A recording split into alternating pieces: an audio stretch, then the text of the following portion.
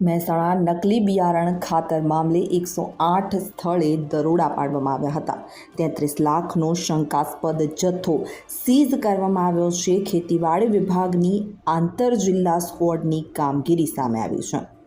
મહેસાણા જિલ્લામાં ખાતર, બિયારણ અને દવાઓના 19 ઉત્પાદકો અને 89 કૃષિ વિક્રેતાઓને ત્યાં ખાસ તપાસ હાથ ધરાઈ હતી।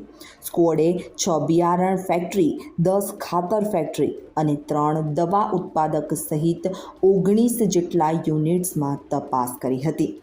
જ્યારે 29 બિયારણની દુકાનો, 31 ખાતરના ડેપો અને 29 એગ્રો કેમિકલની દુકાનો મળી આવી હતી અને 89 વિક્રેતાઓને ત્યાં દરોડા પાડવામાં આવ્યા હતા, જેમાં કુલ ₹24.84 લાખનું 9,208 કિલો બિયારણ અને ₹8.20 લાખનું 10 મેટ્રિક ટન ખાતર સીઝ કરવામાં આવ્યું હતું। મહત્વનું કહી શકાય, મહેસાણામાં નકલી બિયારણ ખાતર મામલે 108 સ્થળ પર દરોડા પાડવામાં આવ્યા હતા અને 33 લાખનો શંકાસ્પદ જથ્થો સીઝ કરવામાં આવ્યો હતો।